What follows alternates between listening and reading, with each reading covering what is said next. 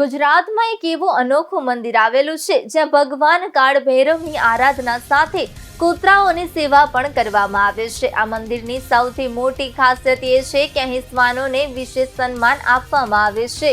ધાર્મિક માન્યતા મુજબ ભગવાન કાળ ભૈરવનું વાહન કૂતરું માનવામાં આવે છે. તેથી અહીં આવનારા શ્રદ્ધાળુઓ કૂતરાઓની સેવા કરીને પુણ્ય પ્રાપ્ત કરે છે. મંદિર પરિસરમાં બેજુબાન પ્રાણીઓ માટે આશ્રય અને સારવારની ખાસ વ્યવસ્થા પણ કરવામાં આવી છે.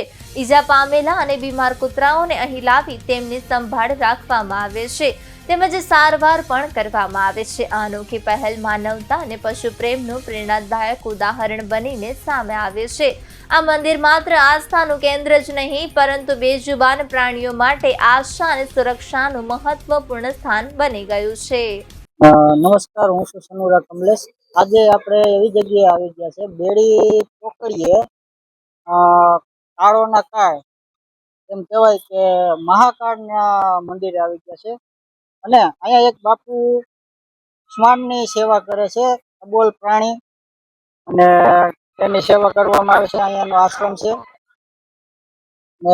ગાયો, કૂતરા, વાંદરા, ટોટલ અબોલ પ્રાણીની સેવા કરવામાં આવે છે. અને અહીંયા તમે જોઈ શકો છો મિત્રો, આપણે અહીંયા બાપુ છે તો બાપુની મુલાકાત લઈ એનું કામ બહુ સારું છે અને લોકોને પ્રેરણા દે એવું છે. તો આપણે જાણીએ બાપુ પાસે કે કઈ કઈ જનાવર અને કેવી કઈ સેવા કરે છે. નમસ્કાર, કાળ ભૈરવ દાદાના ઉપાસક એવા બાપુ છે, તેને આપણે રિવ્યુ લઈએ. જય શ્રી મહાકાલ. આદેશ કાળ ભૈરવ દાદાના મંદિરે આજ આપણે ભાઈશ્રી આપણા ઇન્ટરવ્યુ માટે આવેલ છે અને ભાઈશ્રીએ કીધેલું કે અહીંયા બાપુ આપની અહીંયા શું શું પ્રવૃત્તિઓ થાય છે.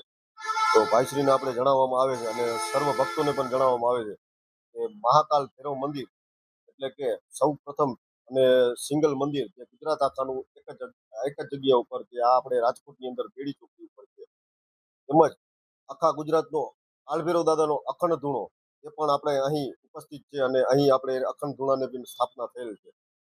એની સાથે સાથે ભૈરવ દાદાના મંદિર સાથે ઘણા બધા ભક્તો જોડાયેલા હોય અને મૂંગા પ્રાણીઓ માટે અને કૂતરાઓ જે રખડતા હોય એવા કૂતરાઓ માટે પણ અહીં ઘણા બધા ભક્તો આવતા હોય છે. અને કાળ ભૈરવ દાદાનું જે અસવાર છે એટલે કાળ ભૈરવ દાદાના અસીમ કૃપાથી ને એના આશીર્વાદથી અહીંયા ઘણા બધા એવા પ્રાણીઓ આવે છે જે બીમાર હોય છે તે અહીં સાજા થઈ જતા હોય છે.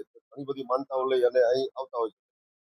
તેના માટે આપણે અહીં રાજકોટનું સૌ પ્રથમ પેલું આશ્રમ, હોસ્પિટલ તો અનેક જગ્યા ઉપર હોય પણ આશ્રમ જેને કહેવાય કે રોડ ઉપર રખડતા હોય અને આપણે એને થોડું ઘણું દયા ભાવ કરી અને કોઈ ગાડી બોલાવીને એની દવા કરતા હોય પણ તે છતાં પણ આપણે તે દરમિયાન આપણે ત્યાંથી નીકળી જતા હોય છે. બીજે દિવસે જ્યારે આપણે એ જગ્યા ઉપર હોય ત્યારે એ પ્રાણી અહીંયા હોતું નથી હોતું અને મૃત્યુ પામી જાય છે. આ કારણે એના હિસાબે અમે આ વિચાર કરી અને એક આશ્રમ કરેલ. આશ્રમની અંદર અમે એને રાખી અને એની પૂરતી ટ્રીટમેન્ટ ટાઈમસર એને જે કાંઈ દવા થતી હોય કરી અને તેને સાજું કરીએ. એટલે આપણે એના માટે નીચે સૌથી મોટું આશ્રમ જે ગુજરાતનું સૌથી મોટામાં મોટું આશ્રમ જે કૂતરાઓ માટે રાખેલ છે. અને એની સાથે સાથે ઘણીવાર અમે દફન વિધિ કરતા હોય તેમાં દફન વિધિમાં બીજા પ્રાણીઓ એને કાઢી અને પાછા બાઇટ